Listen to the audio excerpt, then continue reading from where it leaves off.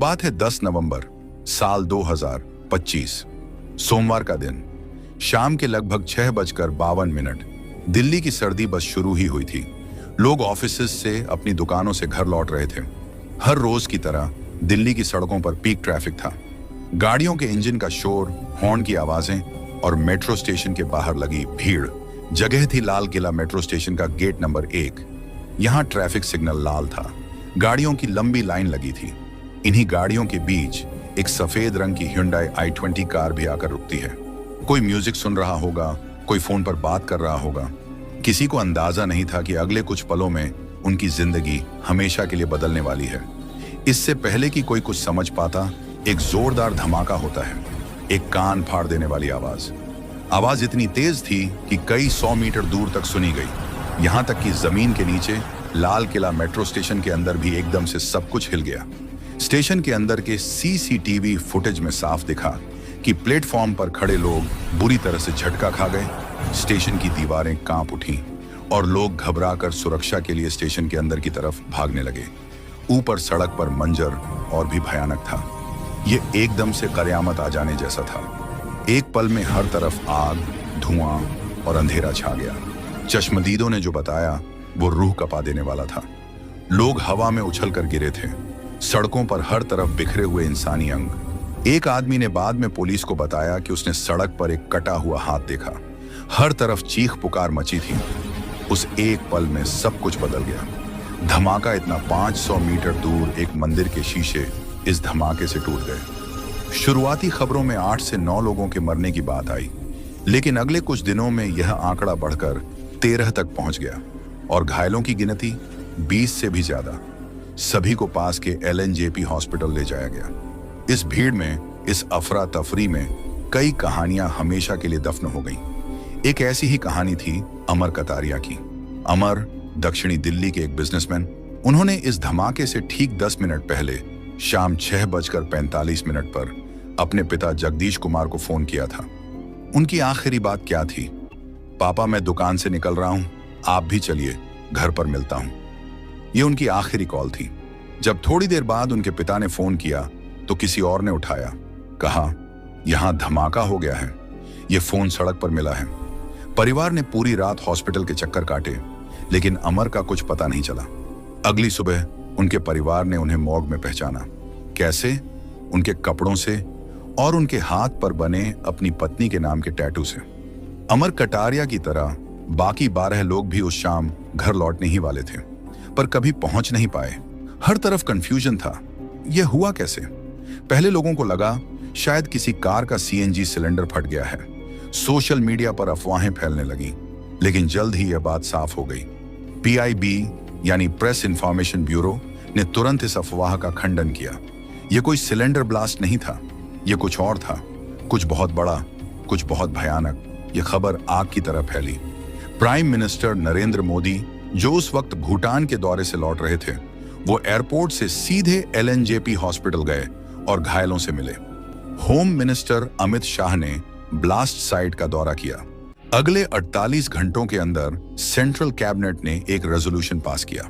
सरकार ने इसे ऑफिशियल तौर पर राष्ट्र विरोधी ताकतों द्वारा किया गया एक जघन्य आतंकी हमला यानी हेनस टेरर इंसिडेंट घोषित कर दिया। केस पर तुरंत UAPA यानी अनलॉफुल एक्टिविटीज प्रिवेंशन एक्ट लगा दिया गया और दिल्ली पुलिस स्पेशल सेल से इस केस की जांच सीधे नेशनल इन्वेस्टिगेशन एजेंसी यानी NIA को सौंप दी गई। यह सब इतनी तेजी से हुआ कि देश समझ गया कि यह मामला कितना संगीन है। यह दिल्ली में 2011 के हाई कोर्ट ब्लास्ट के बाद पिछले 1 दशक से ज्यादा वक्त में सबसे बड़ा और सबसे घातक आतंकी हमला था। अमेरिका ने भी इस पर बयान जारी किया। उनके फॉरेन मिनिस्टर ने साफ कहा, क्लियरली यह एक टेररिस्ट अटैक था। अब पूरे देश के सामने सिर्फ एक सवाल था, यह किया किसने और उस सफेद i20 कार के अंदर कौन था? जांच शुरू हुई और जब पहली रिपोर्ट आई तो दिल्ली से लेकर कश्मीर तक हर कोई सदमे में था। जब NIA ने जांच शुरू की तो सबसे पहला सवाल वही था। उस Hyundai i20 कार जिसका नंबर था HR 26CE7674, उसका मालिक कौन था? कार गुरुग्राम के एक मोहम्मद सलमान के नाम पर रजिस्टर्ड थी। पुलिस तुरंत सलमान तक पहुंची, लेकिन यहां एक पेच था। सलमान ने बताया कि उसने यह कार काफी पहले ओखला में किसी देवेंद्र को बेच दी थी। फिर पता चला कि देवेंद्र ने उसे आगे अंबाला में किसी और को बेच दिया। यह कार कई बार बिक चुकी थी। आतंकियों ने जानबूझकर एक ऐसी सेकंड हैंड कार का इस्तेमाल किया था जिसका ट्रेल पकड़ना यानी उसके असली मालिक तक पहुंचना लगभग नामुमकिन हो। यह एक डेड एंड था। पुलिस और एजेंसियों के हाथ अब एक ही चीज थी, ब्लास्ट साइट से मिला सबूत, और वहां सबूत के नाम पर सिर्फ कार का बिखरा हुआ मलबा और इंसानी जिस्म के चिथड़े थे। फॉरेंसिक टीमों ने वहां से लगभग 40 से ज्यादा सैंपल इकट्ठे किए। इन्हीं सैंपल्स में से कार के अंदर स्टीयरिंग व्हील और एक्सीलरेटर के बीच फंसा हुआ ड्राइवर का एक पैर का हिस्सा मिला, और यहीं से मिलने वाला था पूरी साजिश का पहला और सबसे बड़ा सुराग। जांच एजेंसियों को हरियाणा और जम्मू कश्मीर पुलिस से एक इंटेलिजेंस इनपुट मिला था, एक डॉक्टर मॉड्यूल के बारे में, एक ऐसे ग्रुप के बारे में जो पिछले कुछ समय से उनके रडार पर था। इस मॉड्यूल का एक मेंबर था डॉक्टर उमर उन नबी, जो कि कश्मीर के पुलवामा का रहने वाला था। पुलिस को शक था कि उमर ही इस ब्लास्ट के पीछे हो सकता है, लेकिन शक को प्रूफ में बदलने के लिए पक्का सबूत चाहिए था। इसीलिए जांच टीम तुरंत पुलवामा में डॉक्टर उमर के घर पहुंची, कोयल गांव। उन्होंने वहां से डॉक्टर उमर की मां के डीएनए सैंपल लिए। ये सैंपल दिल्ली लाए गए। एम्स की फॉरेंसिक लैब में उन्हें ब्लास्ट साइट से मिले उस जिस्म के टुकड़े के साथ मैच किया गया, और जब रिपोर्ट आई तो सारी एजेंसियों के होश उड़ गए। डीएनए पूरी तरह से मैच हो गया। अब यह ऑफिशियली कंफर्म हो चुका था, उस कार को चलाने वाला और उस ब्लास्ट में मरने वाला शख्स कोई और नहीं बल्कि डॉक्टर उमर उन नबी था। एक डॉक्टर, एक पढ़ा लिखा इंसान, एक व्हाइट कॉलर प्रोफेशनल। यह खबर अपने आप में एक धमाका थी। आतंकियों के बारे में सुना था, लेकिन एक डॉक्टर टेररिस्ट, ये क्या नया सिलसिला शुरू हो गया था। मीडिया में व्हाइट कॉलर टेरर मॉड्यूल शब्द गूंजने लगा। यह कोई अनपढ़ गुमराह नौजवान नहीं था जिसे ब्रेन वॉश किया गया हो। यह एक टॉप स्टूडेंट था। डॉक्टर उमर 29 साल का। उसने श्रीनगर के जीएमसी से पढ़ाई की थी, फिर अनंतनाग के जीएमसी अस्पताल में काम किया। लेकिन उसकी कहानी में एक दाग था। ऊपर से वह जितना शांत दिखता था, अंदर से उतना ही बिगड़ा हुआ था। उसके साथ काम करने वाले डॉक्टर, स्टाफ और यहां तक कि मरीजों ने भी उसकी कई शिकायतें की थी। कहते थे कि डॉक्टर उमर रूड था, मरीजों पर ध्यान नहीं देता था और अक्सर अस्पताल से गायब रहता था। साल 2023 की बात है। उसकी लापरवाही से एक मरीज की मौत भी हो गई थी, जिसके बाद 4 सीनियर डॉक्टरों की एक कमेटी ने उसको नौकरी से निकालने की सिफारिश की थी। उसी वक्त उसे टर्मिनेट कर दिया गया था। उसके परिवार वालों को इस पर विश्वास नहीं हुआ। उन्होंने बताया कि वो बहुत शांत रहता था, हमेशा पढ़ाई में डूबा रहता था।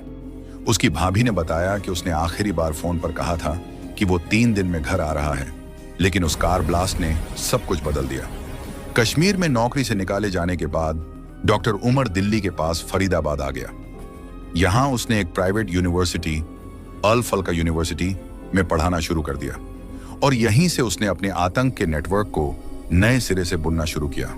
अब सवाल यह नहीं था कि कार में कौन था, अब सवाल यह था कि एक डॉक्टर आतंकी कैसे बन गया। और अगर यह एक पूरा मॉड्यूल था, जैसा कि पुलिस को शक था, तो इसका मतलब डॉक्टर उमर अकेला नहीं था, उसके साथ और कौन कौन शामिल था। और फिर एक एक करके, जैसे प्याज की परतें खुलती हैं, इस डॉक्टर मॉड्यूल के बाकी चेहरे भी बेनकाब होने लगे, और इन चेहरों के पीछे जो कहानी छुपी थी वो डॉक्टर उमर की कहानी से भी ज्यादा हैरान करने वाली थी। जांच अब दिल्ली से निकलकर पुलवामा से होती हुई सीधे फरीदाबाद की अल फल्क यूनिवर्सिटी के दरवाजे पर जा पहुंची थी। पुलिस की जांच का सेंटर पॉइंट अब बन चुकी थी फरीदाबाद की अल फलाह यूनिवर्सिटी। यह एक प्राइवेट यूनिवर्सिटी थी। यहाँ मेडिकल कॉलेज था, हॉस्पिटल था, और यहीं पर डॉक्टर उमर उन नबी पढ़ाता था। लेकिन जब पुलिस ने यूनिवर्सिटी के रिकॉर्ड्स और वहां काम करने वाले लोगों को खंगालना शुरू किया, तो पता चला कि डॉक्टर उमर इस यूनिवर्सिटी का अकेला ऐसा डॉक्टर नहीं था जिसके इरादे बीमारी ठीक करने से ज्यादा बीमारी फैलाने के थे। इस मॉड्यूल का दूसरा बड़ा चेहरा सामने आया, डॉक्टर मुजम्मिल शकील गनाई, जो कि एक लॉजिस्टिशियन था। डॉक्टर मुजम्मिल भी पुलवामा का ही रहने वाला था और अल फलाह यूनिवर्सिटी में असिस्टेंट प्रोफेसर के पद पर काम कर रहा था। उमर और मुजम्मिल दोनों एक ही मेडिकल कॉलेज में काम करते थे और एक दूसरे के करीबी दोस्त थे। लेकिन मुजम्मिल का रोल सिर्फ दोस्ती निभाने तक नहीं था, पुलिस को पता चला कि मुजम्मिल ही वह आदमी था जो इस पूरे मॉड्यूल के लिए लॉजिस्टिक्स का काम देखता था, यानी रहने के लिए, आने जाने के लिए, सामान लाने ले जाने के लिए इंतजाम करना। फरीदाबाद में जितने भी सेफ हाउस यानी किराए के घर लिए गए थे, वह सब डॉक्टर मुजम्मिल ने ही अपने नाम पर रेंट किए थे, और इन्हीं घरों से पुलिस को आगे चलकर वह चीज मिलने वाली थी जिससे यह साफ हो गया कि यह लोग कितनी बड़ी साजिश रच रहे थे। डॉक्टर मुजम्मिल को पुलिस ने ब्लास्ट से पहले ही 9 नवंबर को फरीदाबाद से गिरफ्तार कर लिया था, और शायद यही वजह थी कि डॉक्टर उमर इतना घबरा गया था। लेकिन इस मॉड्यूल में सिर्फ यही 2 डॉक्टर नहीं थे। अब मिलिए इस कहानी के तीसरे किरदार से, जो शायद सबसे ज्यादा चौंकाने वाला है। नाम डॉक्टर शाहीन शाहिद, जो कि वेपन्स हेड थी। डॉक्टर शाहीन 40 साल की, लखनऊ की रहने वाली थी और अल फलाह हॉस्पिटल में ही काम करती थी। पुलिस के मुताबिक डॉक्टर शाहीन कोई मामूली मेंबर नहीं थी।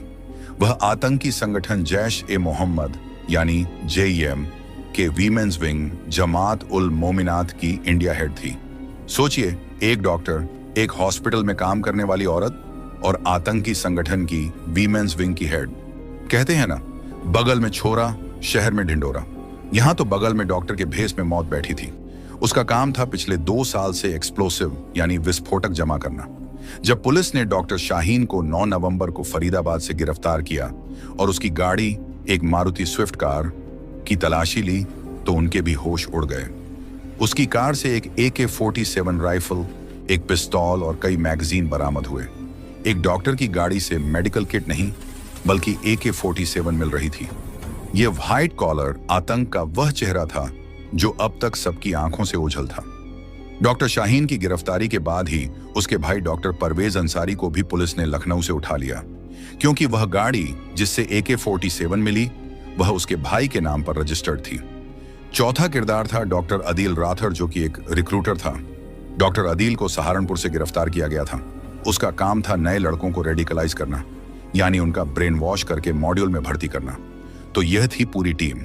डॉक्टर उमर जो बॉम्बर था, डॉक्टर मुजम्मिल लॉजिस्टिशियन था, डॉक्टर शाहीन वेपन्स हेड था और डॉक्टर अदील रिक्रूटर था। सभी के सभी हाईली एजुकेटेड प्रोफेशनल डॉक्टर। इनके पास पैसा था, सोसाइटी में इज्जत थी और एक कवर था जिस पर कोई शक नहीं कर सकता था। आखिर एक डॉक्टर पर कौन शक करता है? ये लोग अपने प्रोफेशनल लाइफ की एड में आतंक का ये पूरा इकोसिस्टम चला रहे थे, और इनका काम करने का तरीका भी इनके प्रोफेशन जैसा ही सोफिस्टिकेटेड था। ये लोग आपस में बात करने के लिए नॉर्मल फोन कॉल्स या व्हाट्सएप का इस्तेमाल नहीं करते थे।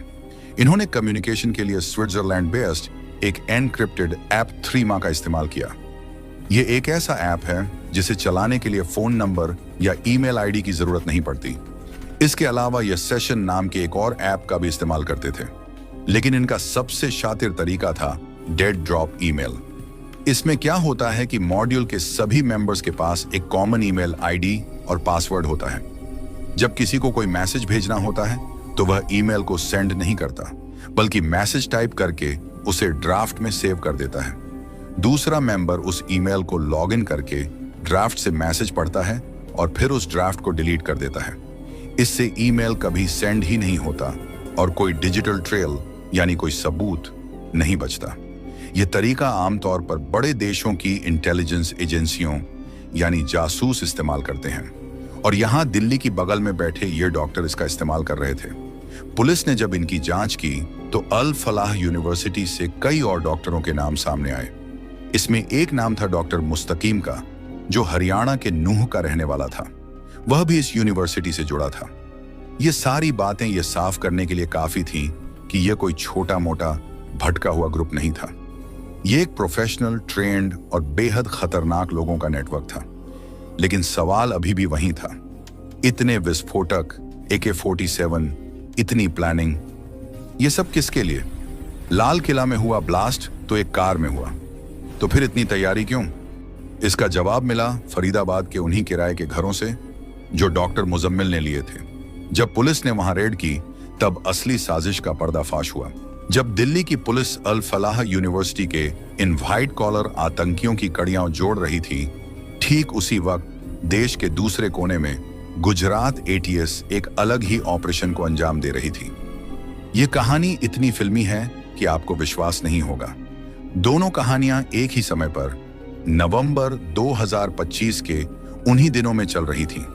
एक तरफ दिल्ली में बम की साजिश थी तो दूसरी तरफ गुजरात में जहर की।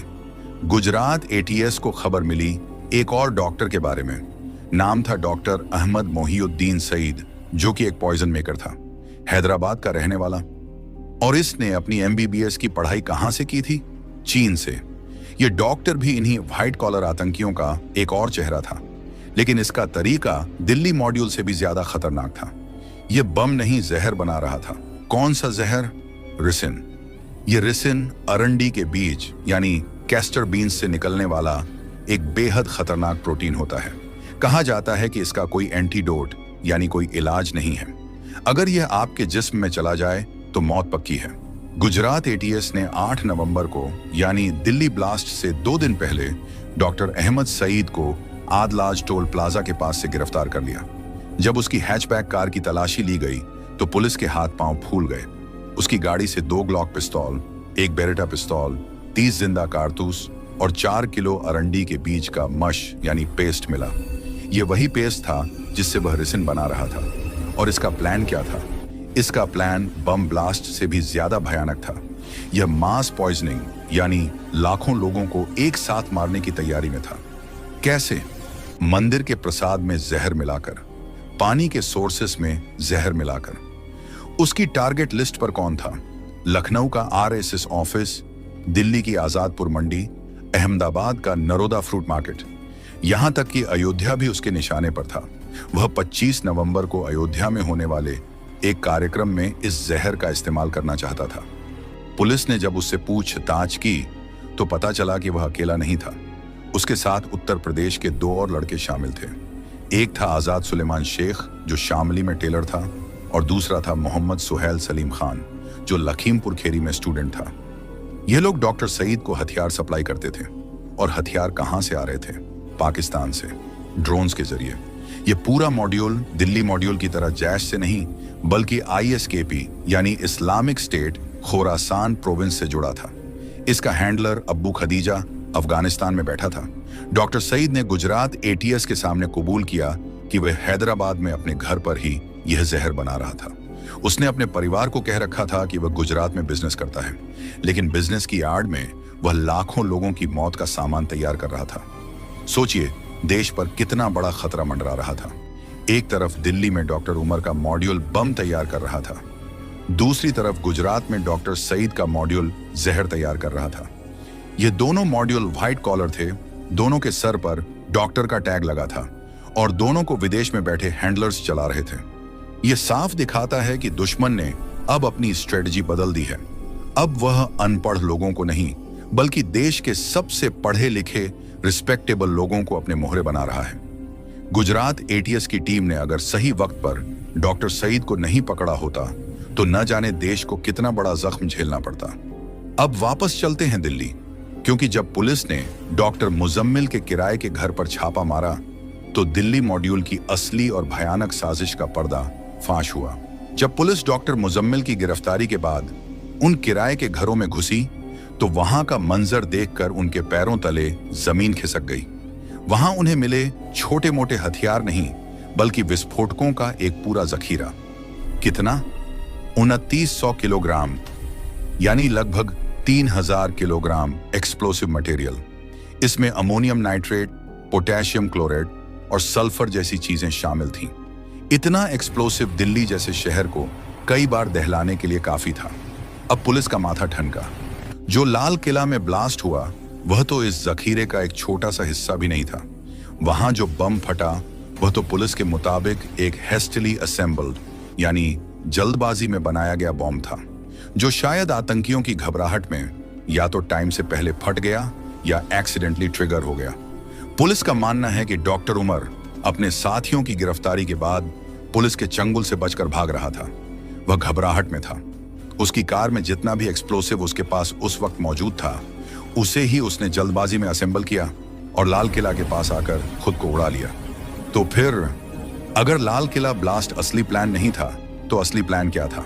असली प्लान दोस्तों इतना भयानक था कि सुनकर आपकी रूह कांप जाएगी। इन डॉक्टरों का इरादा था दिल्ली में 2008 के मुंबई हमलों यानी 26/11 जैसा कहर बरपाने का। यह डॉक्टर मॉड्यूल एक ऐसी साजिश रच रहा था जिसमें एक नहीं, दो नहीं, बल्कि पूरे 32 व्हीकल्स में बम फिट किए जाने थे। सोचिए, 32 कार में बम। इन्होंने इसके लिए गाड़ियां खरीदनी भी शुरू कर दी थी। एक तो थी वह बदकिस्मत Hyundai i20 जिसमें डॉक्टर उमर मारा गया। दूसरी एक लाल रंग की फोर्ड इकोस्पोर्ट कार जिसका नंबर था DL10CK045 इस इकोस्पोर्ट को पुलिस ने बाद में फरीदाबाद के खंडावली गांव से बरामद किया। तीसरा एक मारुति ब्रेजा जो अल फलाह यूनिवर्सिटी के कैंपस के अंदर से मिली। और चौथी डॉक्टर शाहीन की वही स्विफ्ट कार जिससे AK-47 मिली। इन लोगों ने इस पूरे ऑपरेशन के लिए फंड जमा किए थे, करीब 20 लाख रुपए, जो डॉक्टर उमर को ही ऑपरेशनल एक्सपेंसेस के लिए दिए गए थे। इन्हीं पैसों से उन्होंने गुरुग्राम, नूह और आसपास के इलाकों से 3 लाख रुपए का 20 क्विंटल यानी 2000 किलोग्राम NPK फर्टिलाइजर खरीदा। NPK यानी नाइट्रोजन, फॉस्फोरस, पोटेशियम। ये खेती में इस्तेमाल होने वाला खाद है, लेकिन आतंकियों के लिए यह बम बनाने का सबसे आसान रॉ मटेरियल है क्योंकि इसमें अमोनियम नाइट्रेट होता है। इनका प्लान था दिल्ली के अलावा देश के अलग अलग 6 शहरों में एक साथ कोऑर्डिनेटेड तरीके से ये धमाके करने का। उन्होंने दिल्ली में कई हाई प्रोफाइल जगहों की रेकी यानी जांच पड़ताल भी कर ली थी। टारगेट लिस्ट में कौन कौन था? India gate, constitution club, Chandni Chowk का गौरीशंकर मंदिर, सरोजिनी नगर मार्केट, लाजपत नगर मार्केट और सदर बाजार। यानी दिल्ली की वह सब जगहें जहां हर वक्त सबसे ज्यादा भीड़ रहती है ताकि ज्यादा से ज्यादा मासूम लोगों की जान ली जा सके। और इस पूरे हमले के लिए उन्होंने एक खास तारीख भी चुन रखी थी। असली प्लान अगस्त 2025 में अटैक करने का था, लेकिन कुछ कारणों से यह प्लान बदल गया और नई तारीख रखी गई 6 दिसंबर। यह तारीख उन्होंने जानबूझकर चुनी थी। ये बाबरी मस्जिद ध्वंस की बरसी का दिन है। वह इस दिन को एक बदले के तौर पर इस्तेमाल करना चाहते थे, देश को एक न भरने वाला जख्म देने के लिए। लेकिन कहते हैं ना, पाप का घड़ा एक न एक दिन फूटता है। इनकी किस्मत खराब थी और देश की किस्मत अच्छी। इनका प्लान फेल कैसे हुआ, इसकी भी एक कहानी है। दरअसल दिल्ली ब्लास्ट से कई हफ्ते पहले अक्टूबर के महीने में जम्मू कश्मीर पुलिस की नजर श्रीनगर में लगे कुछ आतंकी पोस्टर्स पर पड़ी। ये पोस्टर्स जैश-ए-मोहम्मद के समर्थन में लगाए गए थे। पुलिस ने 19 अक्टूबर को इस मामले में FIR दर्ज की। इस छोटी सी घटना की जांच करते करते पुलिस ने मौलवी इरफान अहमद नाम के एक आदमी को शोपियां से गिरफ्तार किया। और जब मौलवी इरफान से सख्ती से पूछताछ हुई तो उसने इस पूरे डॉक्टर मॉड्यूल का भांडा फोड़ दिया। उसी की दी हुई जानकारी पर पुलिस ने फरीदाबाद में रेड की, डॉक्टर मुजम्मिल और डॉक्टर शाहीन को गिरफ्तार किया और वह 2900 किलो एक्सप्लोसिव बरामद किया। अपने साथियों की गिरफ्तारी की खबर मिलते ही डॉक्टर उमर घबरा गया और दिल्ली की तरफ भाग निकला। लेकिन अब एक और बड़ा सवाल था। ये डॉक्टर, ये प्रोफेसर, ये तो सब इंडिया के लोग थे। इन्हें ये सब करने के लिए ऑर्डर कौन दे रहा था? इनका बॉस कौन था? जांच एजेंसियों ने जब इनके डिजिटल फुटप्रिंट को खंगालना शुरू किया तो इस साजिश के तार दिल्ली और फरीदाबाद से निकलकर सीधे पाकिस्तान, दुबई और तुर्की तक जा जुड़े। जब जांच एजेंसियों ने डॉक्टर उमर और उसके साथियों के फोन और लैपटॉप खंगाले तो उन्हें पता चला कि यह डॉक्टर मॉड्यूल अपने आप काम नहीं कर रहा था। उन्हें पर्दे के पीछे से ऑपरेट किया जा रहा था। ये लोग तो सिर्फ मोहरे थे, असली खिलाड़ी तो कोई और ही था जो विदेश में बैठकर यह पूरा खेल चला रहा था। इनकी डिजिटल ट्रेल यानी इंटरनेट पर इनके कदमों के निशान एजेंसियों को सीधे ले गए तुर्की। साल 2022 डॉक्टर उमर उन नबी और डॉक्टर मुजम्मिल गनाई दोनों तुर्की के अंकारा शहर गए। यहां उनकी मुलाकात एक खास आदमी से हुई। इस आदमी का कोड नाम था उकासा। उकासा एक की फॉरेन हैंडलर था। उसका काम था पाकिस्तान में बैठे आतंकी संगठनों और इंडिया में मौजूद इन डॉक्टरों के बीच की कड़ी बने रहना। उकासा ने ही इन डॉक्टरों को रेडिकलाइज किया, यानी उनका ब्रेन वॉश किया और उन्हें आतंक का यह रास्ता दिखाया। उसने ही उन्हें कोवर्ट सेल्स यानी छोटे छोटे गुप्त ग्रुप बनाने और डिजिटल दुनिया में बिना कोई सबूत छोड़े कैसे काम करना है, इसकी पूरी ट्रेनिंग दी। ये उकासा ही था जो इनके साथ सेशन ऐप पर बात करता था, लेकिन उकासा भी सिर्फ एक मैनेजर था। इस पूरी कंपनी का मालिक, इस पूरी साजिश का मास्टरमाइंड कोई और था। जब एजेंसियों ने डॉक्टर अदील राठर, वह डॉक्टर जो सहारनपुर से पकड़ा गया था, उससे सख्ती से पूछताछ की, तो उसने इस मास्टरमाइंड का नाम उगल दिया। नाम था डॉक्टर मुजफ्फर, जो कि एक मास्टरमाइंड था। और डॉक्टर मुजफ्फर कौन था? वह डॉक्टर अदील का ही बड़ा भाई था। डॉक्टर मुजफ्फर भी पुलवामा के काजीगुंड गांव का रहने वाला था। वह भी एक डॉक्टर था, लेकिन वह इंडिया में नहीं, दुबई में रहता था। डॉक्टर मुजफ्फर ही वह शख्स था जो दुबई में बैठकर इस पूरे मॉड्यूल को चला रहा था। वही पाकिस्तानी हैंडलर्स और इन डॉक्टरों के बीच की सबसे बड़ी कड़ी था। उसने ही doctor Adeel, doctor Umar, doctor Muzammil और मौलवी इरफान सबकी आपस में मुलाकात करवाई थी। वही था जो इनके लिए फंडिंग का इंतजाम करता था। जैसे ही उसके भाई डॉक्टर अदील की गिरफ्तारी हुई, डॉक्टर मुजफ्फर को खबर मिल गई। वह समझ गया कि अब खेल खत्म होने वाला है। इससे पहले कि इंडियन एजेंसियां उस तक पहुंचे, वह दुबई से भाग निकला और जांच एजेंसियों के मुताबिक वह भागकर अफगानिस्तान चला गया, जहां आतंकी संगठनों का गढ़ है। पुलिस ने डॉक्टर मुजफ्फर के खिलाफ रेड कॉर्नर नोटिस जारी करने की तैयारी भी शुरू कर दी। तो अब पूरी पिक्चर साफ हो चुकी थी। यह एक फ्रेंचाइजी ऑपरेशन था। टैलेंट यानी डॉक्टर मॉड्यूल इंडिया का था, ट्रेनिंग तुर्की में उकासा ने दी और डायरेक्शन और फंडिंग दुबई अफगानिस्तान में बैठे मास्टरमाइंड डॉक्टर मुजफ्फर ने की। और यह सब कर रहे थे पाकिस्तान बेस्ड आतंकी संगठन जैश ए मोहम्मद और अल कायदा से जुड़े अंसार गजवतुल हिंद के लिए। अब सारी कड़ियां जुड़ चुकी थीं, लेकिन एक कड़ी अभी भी बाकी थी। एक आखिरी सवाल। 10 नवंबर 2025। उस दिन आखिरी चंद घंटों में ऐसा क्या हुआ कि डॉक्टर उमर ने इतना बड़ा कदम उठा लिया? जब एजेंसियों ने दिल्ली में लगे 50 सीसीटीवी कैमरों की फुटेज को खंगालना शुरू किया, तो डॉक्टर उमर के आखिरी 16 घंटों की पूरी टाइमलाइन सामने आ गई। और यह टाइमलाइन इस पूरी कहानी का सबसे ड्रामेटिक, सबसे क्रूशियल हिस्सा है। यह कहानी है डॉक्टर उमर के आखिरी 16 घंटों की, एक आतंकी की घबराहट भरी आखिरी यात्रा।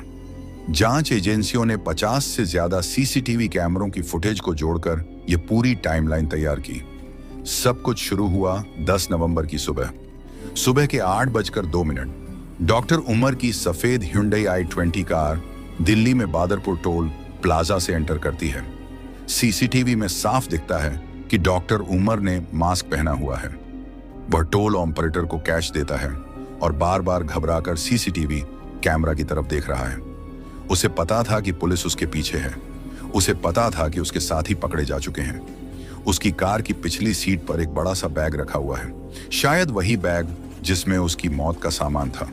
पूरा दिन डॉक्टर उमर दिल्ली की सड़कों पर घूमता रहता है। वह साउथ ईस्ट दिल्ली से सेंट्रल दिल्ली जाता है, फिर नॉर्थ वेस्ट दिल्ली के अशोक विहार जाता है। वह एक रोड साइड ढाबा पर खाना खाने के लिए भी रुकता है। वह एक ऐसे चूहे की तरह भाग रहा था जो जाल में फंस चुका है और उसे बाहर निकलने का कोई रास्ता नहीं मिल रहा। इसी दिन वह दिल्ली के मशहूर तुर्कमान गेट के पास एक मस्जिद में भी जाता है। पुलिस को वहां की भी सीसीटीवी फुटेज मिली है, जिसमें वह मस्जिद के पास दिखा। वह निजामुद्दीन दरगाह पर भी करीब आधा घंटा रुकता है। शायद वह अपने गुनाहों की माफी मांग रहा था या अगले कदम के बारे में सोच रहा था। घूमते घूमते शाम हो जाती है, दोपहर के 3:19। डॉक्टर उमर अपनी i20 कार को लाल किला की पार्किंग लॉट में दाखिल करता है। और यह, दोस्तों, इस कहानी का सबसे अजीब और सबसे मिस्टीरियस हिस्सा है। डॉक्टर उमर उस पार्किंग में अगले कुछ मिनटों के लिए नहीं, बल्कि अगले 3 घंटे और 29 मिनट तक रुका रहता है। सोच कर देखिए, एक आदमी जिसके पीछे देश की सारी एजेंसियां पड़ी हैं, एक आदमी जिसकी कार में बम है, वह दिल्ली के सबसे हाई सिक्योरिटी इलाके लाल किला की पार्किंग में 3 घंटे से ज्यादा क्या कर रहा था? क्या वह किसी का इंतजार कर रहा था? क्या उसकी किसी से आखिरी मुलाकात होनी थी जो फेल हो गई? या वह इतना डर गया था कि उसे समझ नहीं आ रहा था कि अब क्या करे? जांच में एक और बड़ा खुलासा हुआ। इसी पार्किंग में इंतजार करते हुए डॉक्टर उमर ने अपने पास रखा एक दूसरा सीक्रेट फोन ऑन किया। यह फोन उसने अपने साथियों के पकड़े जाने के बाद से बंद कर रखा था। उसने यह फोन ऑन किया और एक लंबी बातचीत की। किससे? सीधे मास्टरमाइंड डॉक्टर मुजफ्फर से, जो उस वक्त अफगानिस्तान में बैठा था। यह उनकी आखिरी कॉल थी। क्या बात हुई उनके बीच? क्या डॉक्टर उमर ने बच निकलने का कोई रास्ता मांगा, या डॉक्टर मुजफ्फर ने उसे आखिरी ऑर्डर दिया? अगर पकड़े ही जा रहे हो तो जितना नुकसान कर सकते हो कर दो। यह राज डॉक्टर उमर के साथ ही चला गया। जो भी हुआ, उस कॉल के बाद सब कुछ फाइनल हो चुका था। शाम के 6:48 डॉक्टर उमर ने अपनी कार पार्किंग से बाहर निकाली। पार्किंग से निकलकर वह शाम के हैवी ट्रैफिक में शामिल हो गया। 6:52, ठीक 4 मिनट बाद वह लाल किला मेट्रो स्टेशन के गेट नंबर 1 के पास रेड लाइट पर रुका और फिर एक जोरदार धमाका। डॉक्टर उमर की कहानी और उसके साथ 13 और मासूम लोगों की कहानी उसी ट्रैफिक सिग्नल पर हमेशा के लिए खत्म हो गई। यह थी लाल किला ब्लास्ट की पूरी दास्तान। एक ऐसी साजिश जिसे अगर वक्त रहते न रोका जाता तो देश को बहुत बड़ा जख्म मिलता। इस घटना के बाद 14 नवंबर को सिक्योरिटी फोर्सेस ने पुलवामा में डॉक्टर उमर उन नबी के घर को आईडी लगाकर ब्लास्ट से उड़ा दिया। यह एक साफ संदेश था आतंकियों और उनके मददगारों के लिए। लेकिन यह कहानी हम सब के लिए एक बहुत बड़ा सवाल छोड़ गई। एक डॉक्टर जो जिंदगी बचाने की कसम खाता है, वह जिंदगी लेने वाला कैसे बन गया? यह व्हाइट कॉलर टेरर का जो नया चेहरा हमने देखा है, क्या यह बस शुरुआत